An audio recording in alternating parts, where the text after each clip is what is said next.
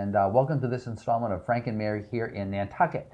If you haven't seen the show before, my name is Art Bergeron. I'm an attorney at a firm called Myrick O'Connell. There are 70 of us, biggest firm outside of Boston. And as a result, everybody gets to do what they like. I like elder law, so that's what I do. This show, though, has nothing to do with elder law. It has to do with my friends Frank and Mary and their kids, Peter, Paul, and Mary Jr. And if you've seen my show or my presentations at the Salt Marsh, you know that Frank and Mary's goal in life is to live in their house until they die and be buried in the backyard. And if they're in Nantucket, that means they want to be here. They don't want to be with their kids in San Diego or Denver or off island. You know, they don't. And definitely not in Martha's Vineyard. They want to be here. And so the question is, who are the people they need to know and what are the programs they need to know about in order to stay here for the rest of their lives? So, as you know, I've got this great co-host that I suckered into doing this, Alison Forsgren, because I don't know anybody, because I'm from out there, and she's really been here for a long time, because she always finds these great guests, although this time I actually know this guest, because when I started coming here, which is now a long time ago, it was like 8 years ago, inevitably, no matter who I would talk to about what they do, when I'd say, and how does this other thing work? They'd say, oh, well, you have to talk to Peter MacKay, right? So I eventually talked to Peter MacKay back when he was doing his old job, which probably he'll talk about a little bit. So Alison. Yes. So that's Peter MacKay. I right? know. But see, everybody knows this guy, right? Right. Well, welcome to our show. We thank you for coming on and explaining what is probably the most difficult thing I can imagine thinking about. Right next to nuclear fission. Right. Well, oh, no, maybe, it's harder than that. It's approaching 65 and realizing that you can get some help with your insurance is something that I look forward to, but have no idea how it works. So first of all, Peter MacKay, consultant is your term. Mm-hmm. Peter MacKay Consulting, yeah. Yes. And we will provide an address and phone number. Okay. And you are a licensed social worker with a history of? Running the social work department at the hospital for 33 years. Starting from a staff of, and going to a staff of? Starting from a staff of 1, ending with a staff of 7, and a bunch of on-call interpreters and social workers, so I was lucky. And so, being a social worker at the hospital, you did discharge plans for every patient? That was the primary job. The primary focus was discharge planning. It was to make sure the patients on what was known as the med-surg floor had appropriate planning for their departure, whether they went back home without any help, with help, had to go to a rehab facility, nursing home, making sure that whatever caused them to be in the hospital was addressed thoroughly, explained to them and family, and they were prepared to transition from the hospital setting to wherever they're going. That includes the ER as well. And then from there, it just started expanding into a lot of other things as well. That started with Obamacare. No, Romney Care actually is when... Well, that's where the insurance part came into play, because Mitt Romney was effective in expanding the available options for people in Massachusetts, as opposed to so many other states. We're fortunate to be here. And that mentality has continued for a long period of time. Now it's known as connector care, but it still expands the eligibility of affordable or subsidized insurance for those people who are on the lower income scale. I can remember having a pre-existing condition that couldn't be that couldn't be worked on until that came into place. So that was a big deal for me. Well, it was those types of things that warranted my creating the position of healthcare advocate enrollment specialist at the hospital some 16 years ago, which has become very firmly established to help people get on whatever they may be eligible for. And the hospital's kept those positions up even since I left, which is very good for the Nantucket community because it's complicated. And right. Yeah. And it's good for the hospital. It's good. It's what I call the win-win, because the patients get their needs serviced because they go in with an insurance card. The hospital, as opposed to bad debt, which is a bad term, bad debt is a debt, they have an insurance, they get an income. So the patients get seen in a timely manner, get care, and the hospital gets reimbursed, all good. So that's a wonderful thing. So how did you eventually decide that you wanted to leave this magic job? I mean, this is like a... Well, I did leave a little early. I heard the golf had something to do with it. It seems to me I heard... Golf has something to do with everything, doesn't it, though? This is one of those guys. That's right? He's one of them. I'm one of them. Well, coaching the high school team, I put a club in my son's hand when he was a year and a half. Okay, I'm obsessed. Okay. But it's a fun sport I can play. So it teaches a lot of things, too. Character, honesty, I don't think so. It's a fun sport. I happen to love it. And I get to do more of it now. But that wasn't the primary focus. We just had a little bit of diverging points of view over a period of time. I'm very focused on the patients and the clients, and there was a little more emphasis on the finances than I was comfortable with. So you decided to go out on your own. I decided to go out on my own, yes. Take a break first, right? You took a break, right?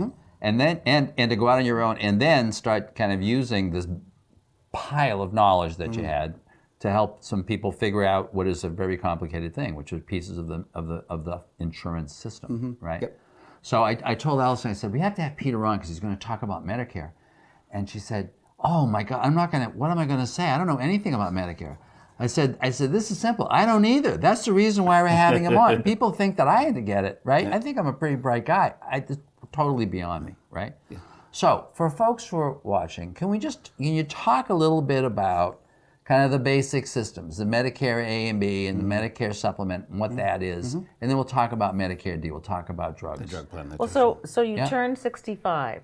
Right. First of all, you're eligible for Medicare by 3 different means. The vast majority of people are eligible by age when you hit 65. Whether or not you go on Social Security. Whether or not, 2 separate things altogether.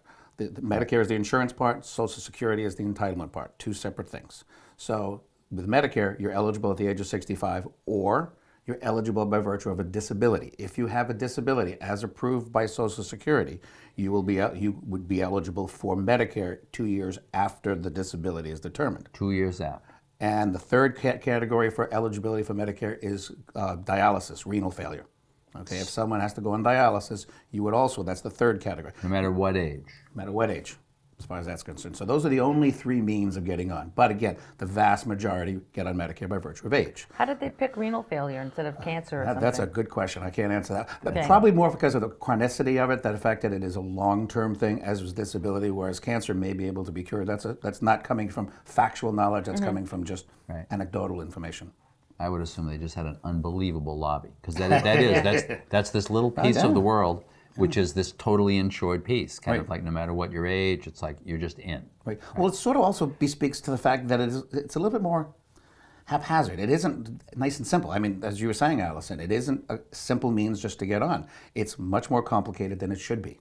Let's face it, I'm just a couple of years from Medicare myself, and I know I'm slowing down a little bit here. It's not as easy to grasp things. It should be much easier, but it isn't. So to your point, Arthur, the fact that I accumulated so much knowledge over all those years, I didn't want to just sit back and do nothing as far as that's concerned. And it's something I can still offer.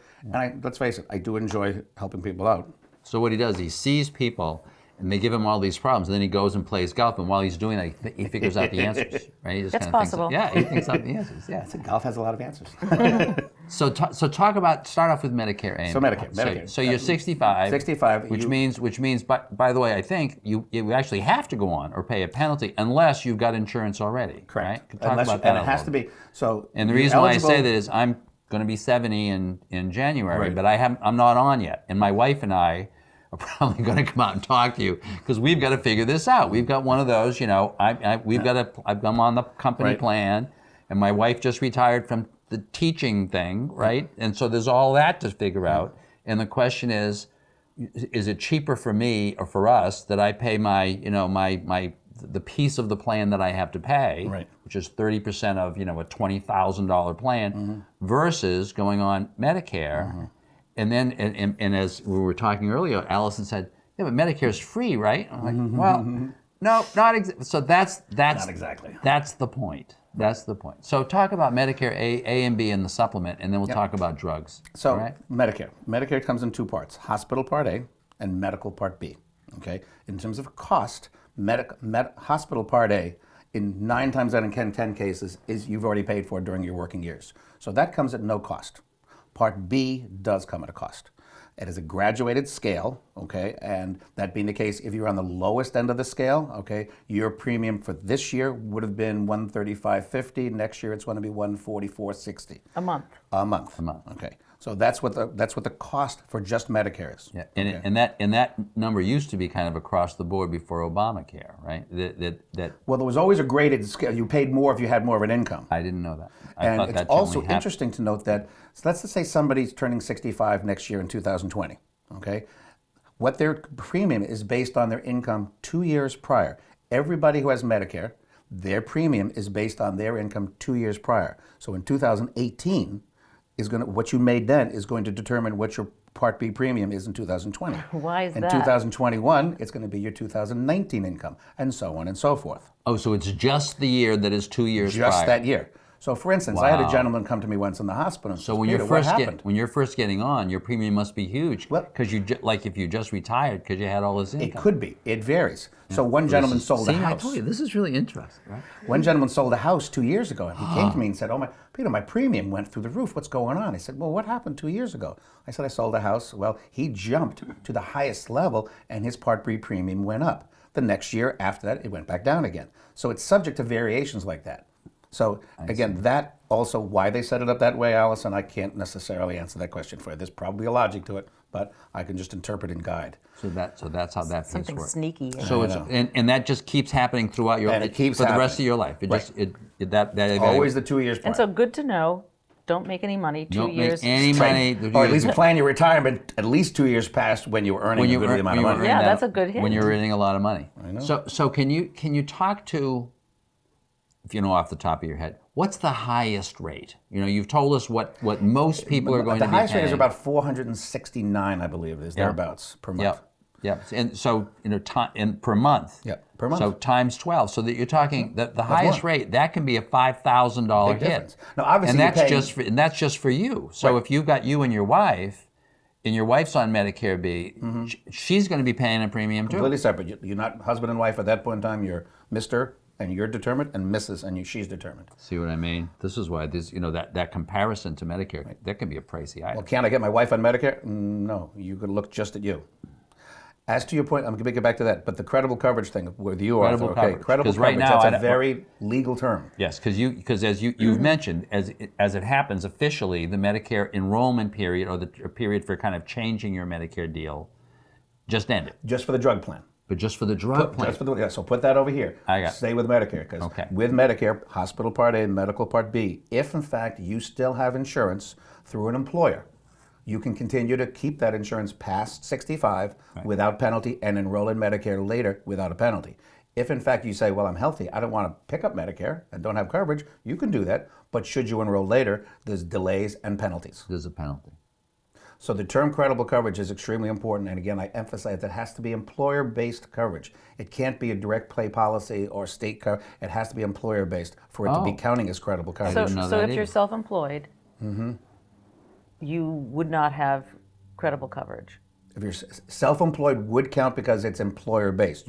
You are your own employer. Okay. Okay, but if you're paying a direct pay policy, okay, and you want to continue to hold on to that, although I can't understand why you would, because that's a lot more expensive than Medicare. I'm looking forward to Medicare. But yes, that would come into that understanding as well. Okay. So back to the Medicare card. So- Red, white, and blue paper card. Hospital Part A and Medical Part B. Now, excuse me, I just want to make sure that I get this credible coverage down, because now if I stop working, right, or if I drop this other coverage, do I already have to be on Medicare at the time that You I have drop to the coverage? plan for that transition, for that in anticipation of when you're going to lose your credible coverage. I get it. Because I have to be on Medicare by, like, immediately after I get off? Or do I have some kind of window to... That's a good question. I'm going to hesitate on answering that with 100% surety. I know you, for the open enrollment period so for glad Medicare, that I got one that he doesn't there you actually go. know. You get 3 months before your 65th birthday, the month of your 65th birthday, and 3 months after your 65th birthday to enroll without penalty. So taking that premise Yeah. as a standard, I would presume there's a little bit of latitude from changing from credible to Medicare. I get it. I got it. I wouldn't advise it because being exposed, let's face it, you don't want to be. I would not guide somebody or counsel somebody for that. You wouldn't want to be exposed. Okay, so that's how Medicare A and B... That's the cost. That's the cost. Now the coverage is What does it particularly cover? important. The best way to describe coverage is to be very literal. Hospital Part A, that's what it says right below your claim number. The only time Hospital Part A pays is if you're hospitalized. I mean, put your head in a pillow, spend the night, you're in the hospital, okay? And admit it. And admit it. Not as an acute care patient, by the way, not as an observation, which I won't get into too much right now, but there's different types of hospitalizations. That and nursing home care, which most of the people I counsel at 65, at least that's down the line. So with that understanding, hospitalization, that's it. Every other medical charge, X-ray, everything. Hot If it's not a doctor, hospitalization, doctor. it's Part B. chiropractor. Part B. ER, Part B. Labs, PT, ambulance. If it's not a hospitalization, it's Part B. Drugs in the hospital Drugs is the exception. Drugs Oh, in the that's- hospital, yes. Drugs in the hospital is covered under Part A. is Part A. If I you're see. hospitalized, right. But all that other stuff is Part B. Everything else is Part B. So And then if you're not hospitalized, Part B. But you're visiting the hospital. Part B. If you're doing it always, it's always Part B. Yep. So so you pay a monthly fee according to your income, and then is there... And here's the coverage. So this is important to understand because you're going from, as you inferred before, there are actually 3 cards. You go from one card under 65, which covers hospitalization, it covers all your other medical events, and covers prescriptions. Right. Now with Classic. Medicare, you go to 3 cards. Medicare, as I described, is your first and primary card. Gets first crack at everything. Okay. Again, if you're hospitalized now, Part A will pay everything. Next year, the deductible though will be $1,408. Okay. Whether you stay 5 minutes, 1 day, 2 days, 5 days, 10 days, makes no difference. Why okay? is that? That's just the way it works. Okay. Too many whys. I got a lot of whys. That's right. The why in But- Medicare and and that's- answers don't go yeah. in the But same that's sentence. why having somebody like Peter is so important Yeah. because none of this is intuitive. No. This is 100% not necessarily rational. This is the result of a million It's slipshod. legislative deals. Right. And so Right. Correct. Right. so you're 65, you're hospitalized. If you get hospitalized and you just have Medicare, you get hospitalized, the entire bill would be paid for except the deductible. But they're going to send you a bill for But that. next year you pay the deductible or Nope. the year? Okay. Technically, that deductible applies per benefit period, which means that if you're hospitalized, doesn't make any difference how many days. When you're discharged, if you're readmitted again within 60 days, there's not another deductible applied. Okay. But if you're readmitted again after 60 days, there's another deductible applied. New period of illness. New period of illness, exactly. So you have that little window. Okay. Now, that's Part A. Now, the lion's share, 99.9% of medical services part is covered by, as I said, medical Part B. They have an annual deductible, which next year will be $198, and then they pay 80%. Right. So the good news is the deductible's real low, but the bad news is they pay 80%. Exactly. At that $20, it's 20%. And let's face it, medical bills being what they are, 20% of almost any medical bill is not insignificant. Yeah, wow. Which is why No, I was going to say, for example, I mean, I'm on just my regular coverage, Right. And I just had, I had an incident, as you know, I fell into Nantucket Harbor, and for various reasons, I ended up disconnecting a was scary. a muscle, in my, Right. and I had to get it reattached, right? And the total bill, $25,000, right? Yeah. But the deductible is several $1,000s, right? Yeah. But imagine that $25,000. What's 25%? What's 20% of $25,000? It's $5,000, Yeah, right. right? So these can be big numbers. But they can be very big numbers, no question about it. Right. So is there a Part C that covers the overage? Well, actually, there is a Part C, but that's something completely different Okay. too. Because I know we got a D coming up. Yeah, there are A, B, C, D. Okay, Okay. but put C aside for the second. Yeah. Okay, so A and B. So you have that, which is why most people, if finances being what they are, would pick up what's known as a supplemental plan. This is a private plan. Now, there's 3 terms that mean the same thing: supplemental, secondary, and Medigap. 3 different terms mean exactly the same thing. Okay, so it is a private plan to supplement what Medicare doesn't cover. So this is not offered by the government. This is not. This is private. And you have to sign up for that and pay it separately? Yes. And there are many companies that offer. Well, I'll be honest with you, no. Massachusetts is overly regulated, unlike most of the states like Florida, where I guide a lot of people as well, which has oodles of options. Massachusetts only has 5 players. That's it. And the interesting thing, and I've said this so many times, I still get a little smile on it, every one of them offers exactly the same plans. And do they all offer it on Nantucket? Yes. It doesn't make, because Medicare is a federal plan, works in any state. Okay, so with those options, as the kids would say, well, which one's the cheapest? Duh, I'll take that one, because they're all reputable. There's Blue Cross, Humana, Harvard Pilgrim, Tufts, and AARP. Okay, of those, just out of curiosity, a little quiz for you guys. Blue Cross, Humana, Harvard Pilgrim, Tufts, and AARP. Of those 5, which do you think is offering the least expensive plan? AARP. I have no idea. I would have guessed AARP also. Highest. Blue Cross. I would have thought they were the highest. Exactly, most people would. And I have no allegiance in that capacity, but Right. whichever one's the cheapest. If somebody undercuts them, that's my new favorite plan. Because what they have to offer. It's exactly See, the that's same. the interesting thing. One of the few things I did learn about Medicare is that's all. The reason why a lot of those plans are the same. There are required. There's some required things that have to be in these plans. Right. Medicare says for you to be offering a so-called Medigap plan Right. as a kind of consumer protection thing, you can't be calling it Medigap if it isn't really Medigap. Right. Right. And so you got to be filling all of these little gaps in Medicare That's A and the Medicare B. regulatory part. You have to offer it this way. I can't come in with a convoluted way and offer Peter MacKay Medigap insurance without meeting exactly those guidelines. Without really filling those gaps. So right? you can't do anything about the rate of your Part A and B, but the supplemental is something that you have have to a check choice. every year. Right. You can show. Every year you have to No, no, say, no, no. The supplemental, that one I like to say along with the Medicare card collects dust. Okay, because once you get a good supplemental plan, and there's slight variations, but I really won't harp on that. You pick a plan that supplements Medicare well, put that together and forget about it. Okay, it's only the drug plan, which we'll get to in a minute, that needs to be looked at every year. But the supplemental plan, and basically, and there's a new federal regulation that came about that's just starting next year, by the way, too, which took away one of the options and forced a supplemental option. But basically, what you're looking at is one option of the supplemental coverages, okay, will pick up, it's less expensive, will pick up the 20%, which, let's face it, that's still the lion's share of charges. So the only exposure would be that $198 deductible, relatively negligible, and if you're hospitalized, you'll still have that big deductible of $1,400. Okay. So across for the typical plan that the 5 companies that offer the same packages, you said one of them right now is the lowest and one of them is the highest. Can you give us the range of what those numbers actually are? The range right now for the the lowest one right now for the less expensive of the 2 plans known as Core is 104, and the range for the highest one $104 per month. per month. Yep.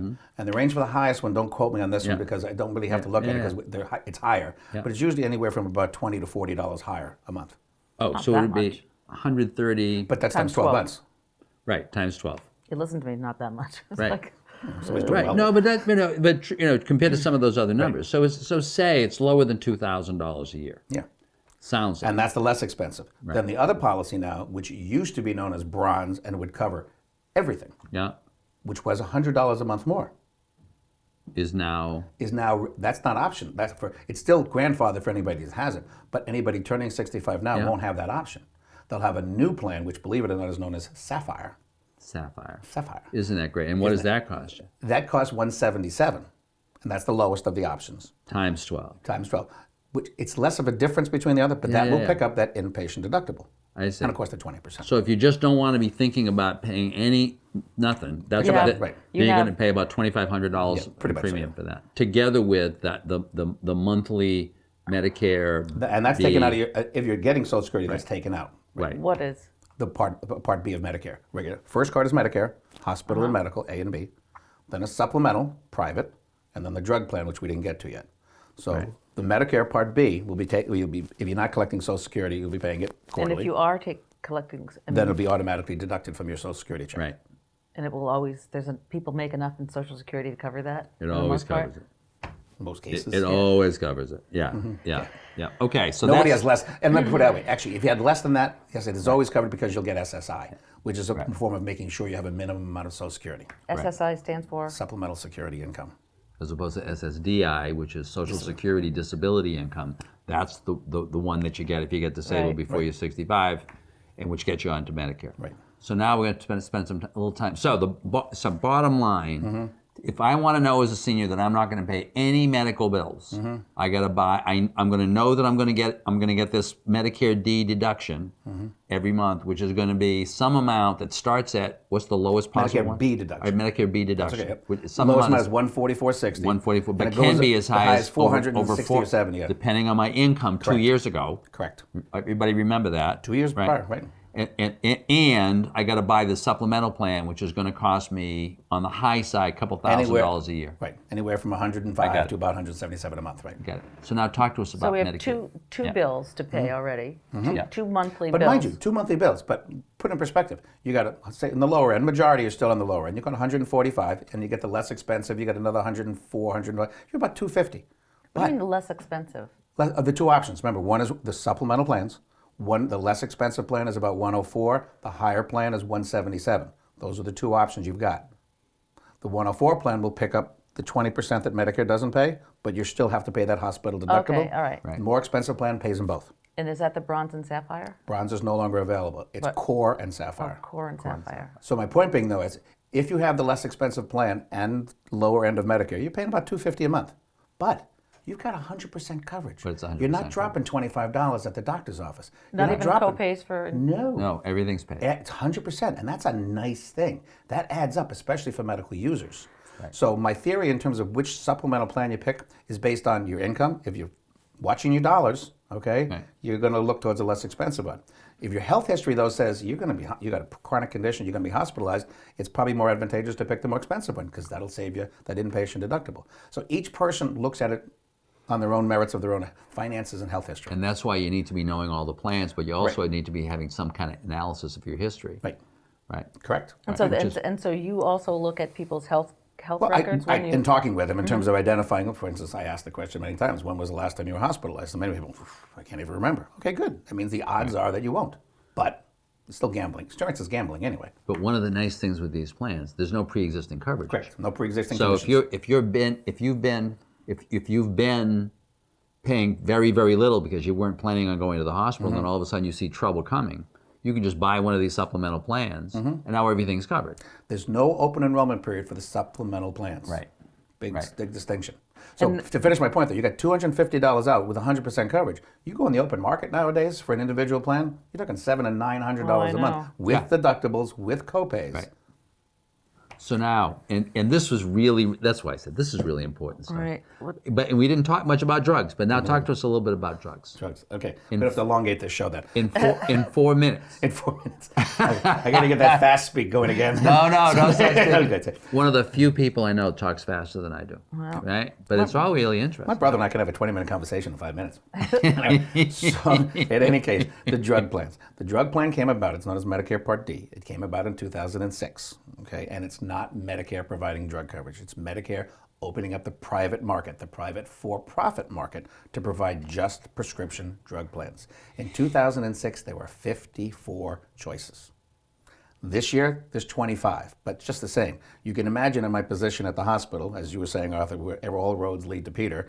That being the case, I knew I was going to get bombarded with questions. So, as I jokingly have said before, I was pulling my hair out successfully, trying to figure this out in the fall of 2005, going, what kind of plan is this? And it is a cockamamie plan, pardon my French, but nonetheless, because it basically, not to get in an editorial pulpit or political pulpit, but they sold their soul to the for-profit companies, the insurance companies, the pharmaceutical companies. So, but being a stubborn person and advocating for my friends and family and so neighbors, there's ways to get around it. You can pick your plan. The light bulb over the head moment came when I was on the Medicare website, which is a great website, chock full of information, but too much information, and found out that if you're able to go to navigate to a certain spot, you can put your medications in, and then it will filter all the plans based on your medications to which one covers it the best, to which one covers it the worst. And the difference can be staggering. Without having the factual basis of having it seen in print, the understanding of it is it all comes down to contracts. Every one of the insurance companies has a contract with every one of the pharmaceutical companies, either a good contract, ergo good coverage, mediocre contract, ergo mediocre coverage, and so on and so forth. But you wouldn't know that. They cover themselves by sending a book about this thick with all their meds, and no one's going to read this book. So the only legal, logical way and easy way to do that is to go to this site and screen it that way. And as you were talking about before, we just ended the open enrollment period. This is the plan, Alison, as you were talking about. Remember, your Medicare card and your supplemental plan, let them collect dust. But your drug plan, you want to look at that every single year because they change every year. And that's involved with open enrollment. That's only for Part D. That's only for Part D, correct. So always think, and my advice has always been, everybody that knows me over all these last 12 years, is look at your plan because the only person that can get penalized if you don't is you. Look at all of your plans or just... No, just the drug plan. Just the The drug drug plan. plan. And it's relatively quick and easy to do. It's kind of painless. In fact, it's actually become kind of fun. People have come to me for years and they say, okay, how much are we going to save this year? And it's kind of fun to beat the system and save people money. So if your medications don't change, do you still Even have if they don't to- change. I'll give you an example. There was a gentleman who came one year, a few years ago, when I was still at the hospital, and he came in. He was kind of funny. He said, I really don't need to be here, but my wife made me come. I said, okay, you want to take a look at your plan? Okay, but I like my plan. Okay, so I'm putting all his drugs in the plan and such, and his head was right over my shoulder, looking at the screen right above me. And I put it, and his plan for next year didn't come anywhere near the top. And he says, what's going on here? What's going on? And I said, let's take a look. Sure enough, 2 of his medications that were covered in that particular year were just dropped from the formulary the next year. Just got dropped. His copays were like about $15 copays that year. They would have went to about $250 copay the next year. Like I've told people before, Did he I pay wouldn't it? want to be the pharmacist seeing him in January. Right. So we just switched him to another plan. switched him to a different covered plan. the same, and you make no allegiances to your plan, but on a yearly basis. Right, they're great. So you can totally pick and so on the one hand, the bad news is all the drug guys are doing the same thing. They're all trying to figure out how to keep you on the plan while reducing their cost. Right. That's their game. But on your side, once they've done that, in order to try to confuse you, you get to actually go look at everybody's. Everybody's cards are on the table during this open enrollment plan. Exactly. And the only issue is, what do they all mean? Which is reason why you got to get somebody like this, because otherwise you can't. Any normal human being can't figure this out, because you're looking even if you're looking at your old drugs, but especially if you think you're going to be sick next year and there's some trouble coming, and so there's new drugs coming. You get no clue which one's going to work. You need somebody to decode that. I actually ended up writing a letter in 2006 to the head of Health and Human Services, William Levitt, and I complained about all the tripwires and potholes and penalties and what have you. And I got a letter back from one of his lackeys saying we didn't have enough time. Anyway, so that just motivated me more to continue to help, because the penalties are borne by the elder, which is not right. Right. So in any case, that's the concept behind the whole open enrollment period and such. And I'll give you an idea, just the variances. There was one gentleman whose variance, if he didn't, and I kid you not, his variance would have been, if he didn't switch plans, would have been $11,355 more if he stayed with that plan, as opposed to switching with to the plan that he already had. That's how drastically the plans changed. Remember, what I learned after the fact is that they're doing basically what I call one of the oldest tricks in the book, the bait and switch. They're counting on the fact that roughly about 90% of our country's seniors, 90%, don't bother looking at their plans every time. Well, because they're going to say exactly what your guy said. Oh, I like my plan. Right, exactly. Because you like it right now. You just don't realize that in January, it's a different plan. Right. Plans can be dropped, et cetera. So drugs can be dropped, I should say. Isn't this fun? Well, it is really fun, but I'm surprised that you didn't ask Peter your signature question. When did he show up on the island? A long time ago. January '85. But another one, came for a short time. Well, here you go. Right? Nobody Nobody ever leaves. It's like that departing boat never leaves. Love Nantucket. It's great. Wasn't this fun? This was I really told you. fun. See, and I proved to you, I think, that I didn't know about what you know about this. So the bottom line here, this is very simple. Whenever you're doing this, you got to talk to somebody like Peter who really gets it. And B, you need to look at it every year. There's no pre-existing coverages issues, so you can walk into any of these plans any year, but don't try to figure it out yourself, because even if your current plan is right, next year it may not be right for you. So every year you kind of need to re-examine this. And if you're like me and you're still working and haven't gone through this yet, you've got this window to figure a lot of this stuff out if you're going to be retiring this year, and I'm with you. I'm trying to figure out the same thing. So thank you very much. This is our last show of this year, so thank you for watching, although I know some of the repeats will come into January. Happy holidays from both of us. Yes. We'll see you next year with Frank and Mary here in Nantucket. Thank you. Thank you. Thank you.